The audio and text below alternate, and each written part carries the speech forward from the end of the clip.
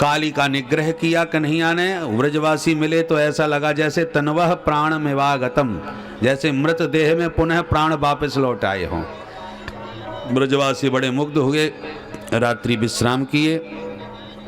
पर रात को 12 बजे अचानक सोते सोते चारों तरफ से दावाग्नि ने घेर लिया ब्रजवासियों को। ब्रजवासी चीखने चिल्लाने लगे, बचाओ गोविंद। दावा एक सघोर तमो बघनी तावकान ग्रसते है ना। आग ने हमको घेर लिया। भगवान बोले सब आंख बंद करके शांत बैठो। जैसी ब्रजवासियों ने नेत्र बंद किए कि तम अग्नि अपव्यत, भगवान ने तुरंत उस संपूर्ण अग्नि का पान कर लिया। महाराज गोविंद अग्नि पान कैसे कर गए? बोले इसमें कौन आश्चर्य है, अग्नि का तो जन्म ही भगवान के मुखारविंद से हुआ है। ब्राह्मणोश मुखमासीत और मुखात अग्नि रजायत, वेद का वचन है। मुख से अग्नि और ब्राह्मण दोनों का जन्म हुआ है। इसलिए इन दोनों मुखों से हम भगवान को भोजन पवाते हैं। अग्नि में स्वाहा और ब्राह्मणों के मुख में आहा। ब्राह्मण पा करके जब डकार लेके पेट पे हाथ घुमाते हैं तो भगवान तृप्त हो जाते हैं, प्रसन्न हो जाते हैं। ये प्रत्यक्ष भगवान के मुखारविंद हैं। बोल भक्त वत्सल भगवान की जय। अब ग्रीष्म ऋतु आई, उसके बाद बरसात ऋतु आई, उसके बाद शरद ऋतु आई। शरद के सुखद वातावरण में माधव ने मस्त होकर के मुरली बजाई, और ऐसी मस्त मुरली बजाई कि त्रैलोक्य को दीवाना बना दिया। बंसी की तान जिस गोपी के पड़ी कान, वही भूल गई समस्त भान। सब कुछ भुला दिया गोपियों ने बंसी की तान में। इसका नाम है वेणु गीत। बंसी बजा रहे हैं कन्हैया वन में, गोपियां सुन रही हैं अपने अपने घर में। पर बंसी की तान को सुनकर के इतनी तन्मयता आई कि कन्हैया आंखों के सामने खड़े नजर आने लगे। बंसी बजाते कितने प्यारे लग रहे हैं, गोपियों की आंख से कन्हैया के उस छवि का दर्शन करें।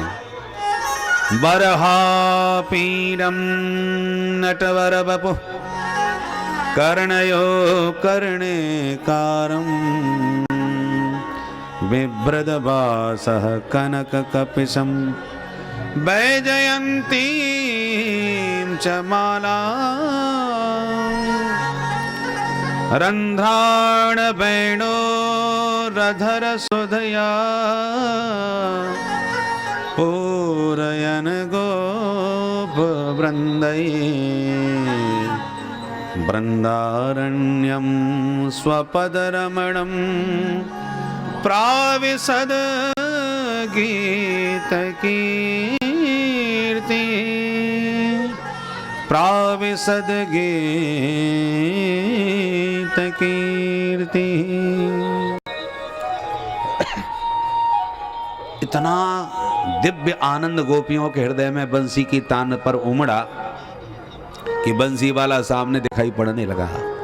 मोर पंख का मुकुट सिर पर, नटवर भेष, चिन्मय वपु, पीताम्बर श्याम अंग पर ऐसे चमक रहा है जैसे नील मेघ मंडलों में बिजली।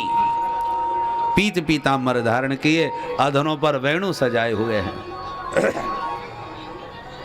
गोपियां कहती हैं सखी अक्षणवतां फलमिदं न परम वेदामः सख्य पशूनन विवेशयतोर्वयस्यै। सखी अक्षणवताम इदम फलम, आंखों का यही फल है। विधाता ने हमें जो नेत्र दिए हैं वो इसी झांकी को निहारने के लिए दिए हैं। अब देखिए बंसी वन में बज रही है, पर कर्ण रंध्र से वह बंसी का स्वर हृदय में आता है तो बंसी वाले को प्रकट कर देता है। तभी तो कह रहे इदम फलम अक्षणवताम, आंखों का ये फल है। जिनके नेत्र माधव की मधुर छटा का अवलोकन नहीं करते, वो मोर पंख के समान केवल शोभा बढ़ा रहे हैं, उनकी सार्थकता किंचित नहीं। मोर मुकुट की लटक को जो देखे सो आंख, जो ना देखे लटक को, आंख नाही सो पाख। बरहाय ते नयने नराणाम, लिंगाने विष्णु न निरीक्षतो ये।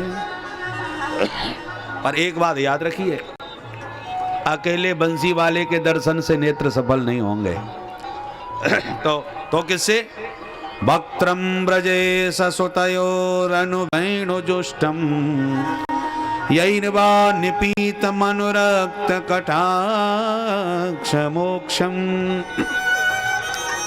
वक्त्रम ब्रजे ससुतयो, ब्रजेश सुतयो द्विवचन है। तो ब्रजेश सुतयो में एक तो कृष्ण बलदेवयो, कृष्ण बलराम दोनों की छटा का दर्शन करो, गैया चराते हो गए। पर रसिक जन कहते हैं नहीं नहीं कृष्ण बलराम नहीं, तो ब्रजेश सुतश्च सुताश्च सुतयो श्री राधा कृष्णयो। ब्रजेश सुत हैं नंदनंदन और ब्रजेश सुता हैं वृषभानुनंदनी श्री भगवती रासेश्वरी राधा रानी।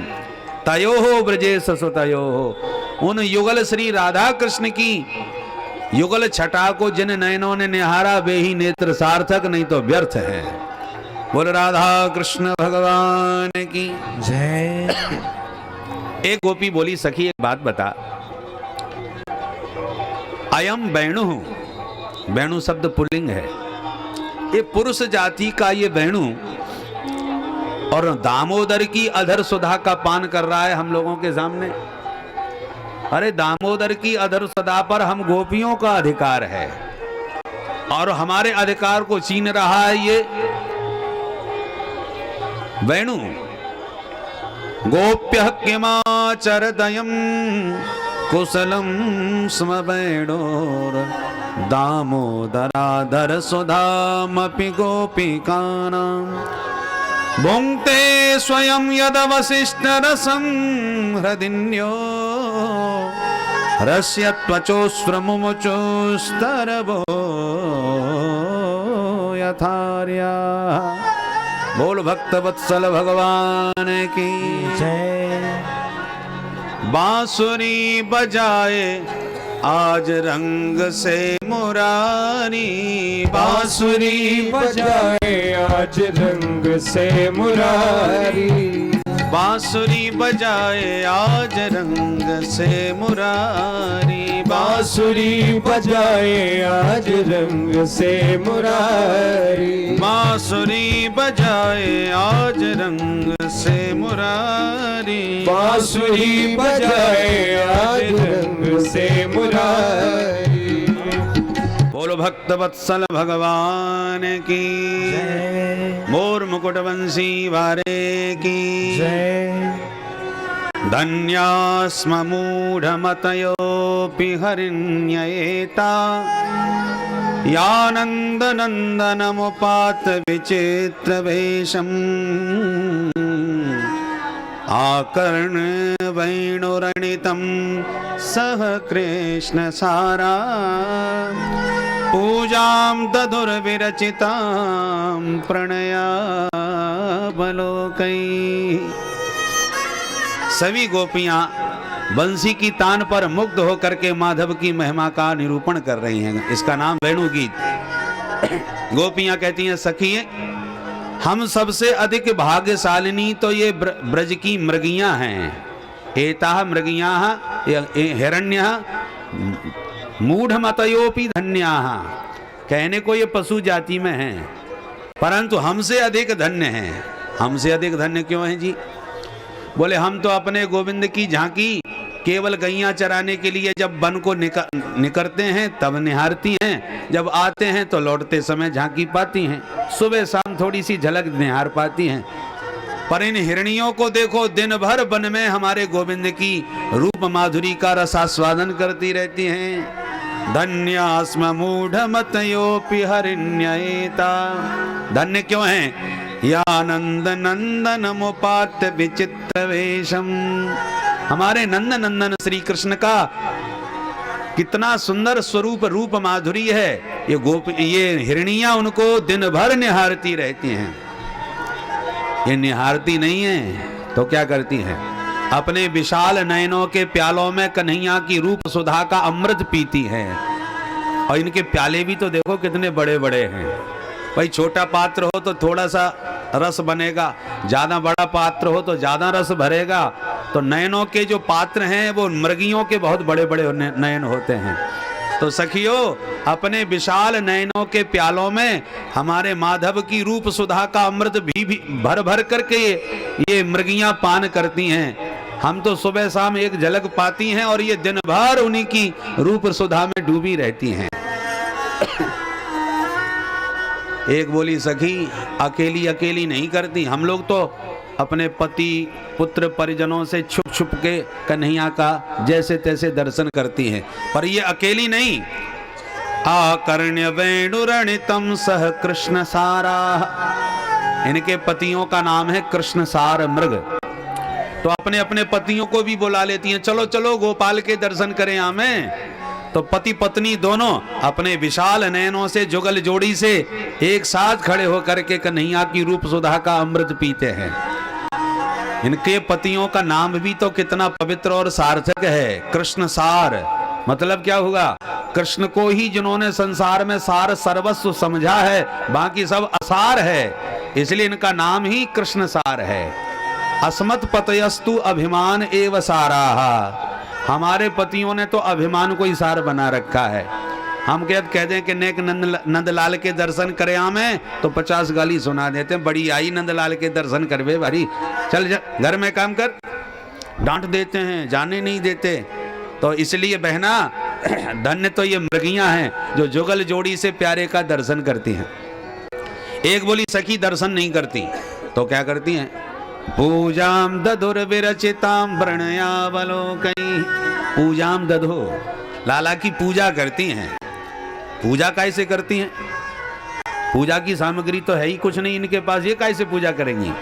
तो भैया पूजा हम लोग करते हैं, सामग्री उठा उठा के अपने हाथों से चढ़ा करके, गंधा अक्षत पुष्पाणि समर्पयामि, लौंग इलायची तांबूल पुष्पादि चढ़ाते हैं ठाकुर जी को और हाथों से पूजा करते हैं।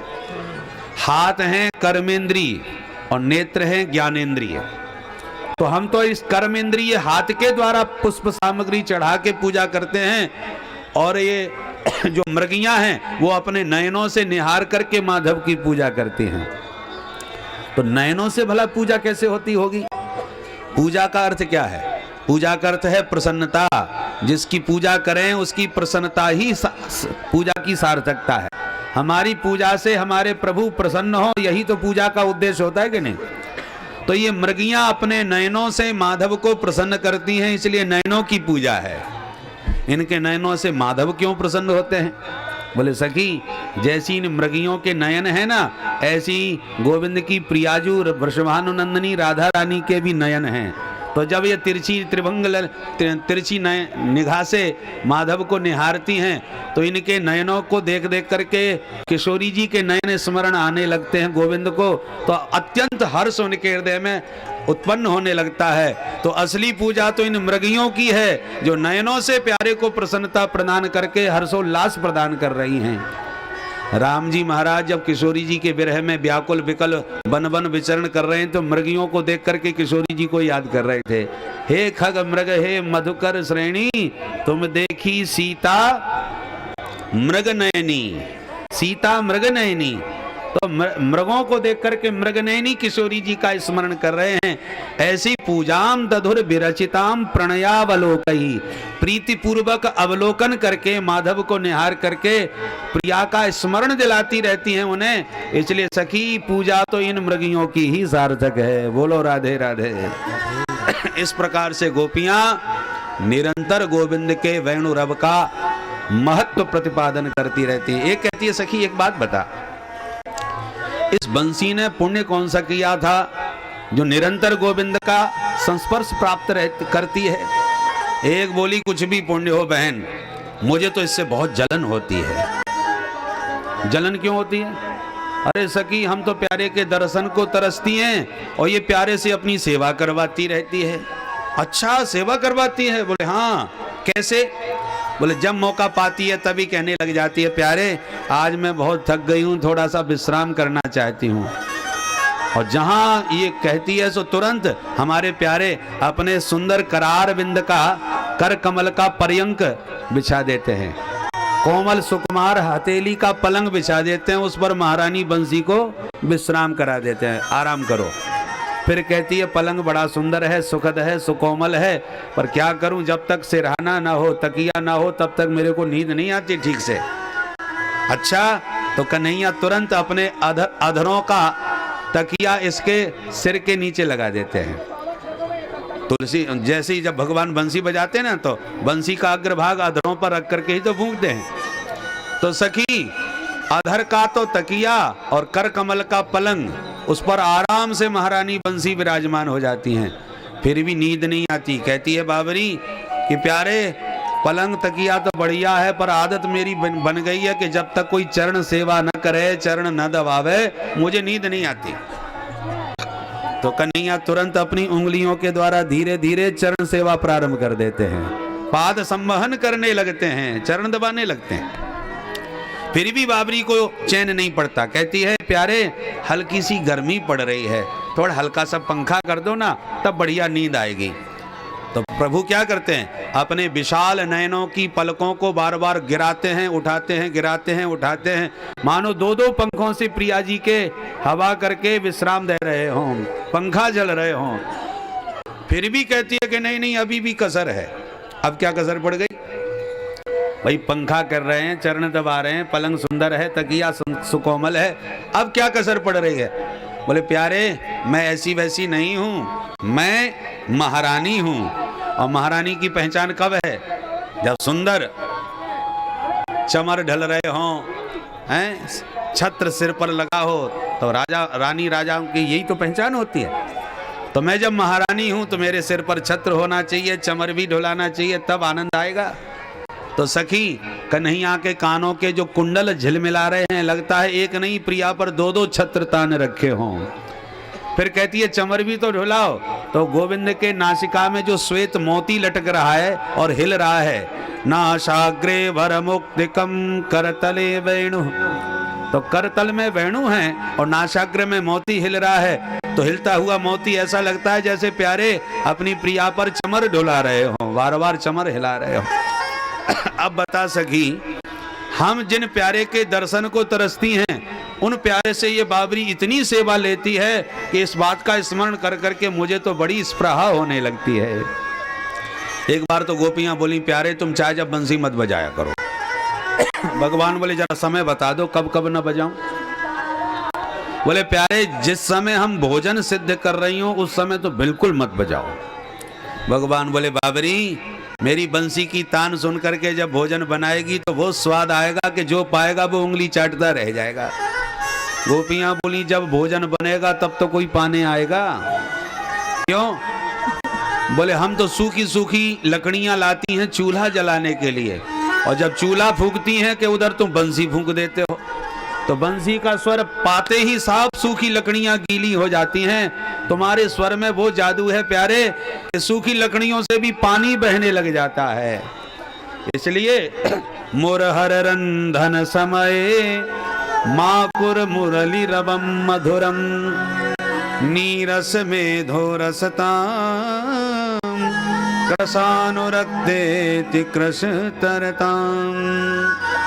हे मुरहर रंधन समय मुरली रवम माँ कुरु, इसलिए प्यारे भोजन बनाते समय ये बंसी मत बजाओ। कारण क्या है? नीरस मेधो रसताम, शुष्क काष्ठ भी सरस हो जाता है, सार्द्र हो जाता है और सारा अग्नि जलना ही बुझ जाता है। जब अग्नि नहीं जलेगी तो भोजन कैसे बनेगा? ये बंसी का चमत्कार है। बोल बंसी वाले की। बंसी वाले को प्रणाम करके थोड़ा गिरिराज जी की तलहटी चलें कुछ क्षणों के लिए। एक बार भगवान ने हेमंत ऋतु में गोपियों का चीर हरण करके वापस उन्हें बुला करके लौटा भी दिए थे। चीर हरण लीला भी बड़ी विचित्र लीला है, इसकी विशद व्याख्या कल रास पंचाध्याय के प्रसंग में करेंगे। इस समय थोड़ा सा केवल इतना स्मरण कर लें कि भगवान ने जो चीर हरण किया है वो कोई सामान्य लीला नहीं है। न्याय का एक अद्भुत ग्रंथ है जिसका नाम है मुक्तावली। तो नैयायिक लोग चीर हरण करते हुए गोविंद का ध्यान करके इस ग्रंथ का मंगलाचरण कर रहे हैं। तो न्याय ग्रंथ का मंगलाचरण है क्या? नूतन जलधर रोचये गोप बधूटी दुकूल चौराय तस्मै कृष्णाय नमः संसार मही रोहस्य बीजाय। नैयायी लोग बड़े तार्किक होते हैं, परंतु वो मंगलाचरण में कह रहे हैं नूतन जलधर रोचये। जलधर माने मेघ, नवीन मेघों के समान जिनके श्री अंग की श्याम छटा है, ऐसे श्री कृष्ण। और वो कृष्ण करते क्या हैं? बोले गोप बधूटी दुकूल चौराय। गोप बधूटियों के दुकूल की, कपड़ों की जो चोरी कर लेते हैं। बताइए, गोपियों के चीर चुराते हुए माधव का ध्यान किया जा रहा है नैयायिकों के द्वारा। तो यदि कुछ भी गड़बड़ होती तो भला नैयायिक छोड़ने वाले थे क्या? बोल भक्तवत्सल भगवान की जय। चीर हरण बड़ी विचित्र और रहस्यमय लीला है। चीर हरण के बाद ही भगवान की महारास का अधिकार गोपियों को प्राप्त हुआ। एक बार भगवान ने ब्राह्मणियों के लाए हुए भोजन को ग्रहण करके उन पर भी अनुग्रह किया।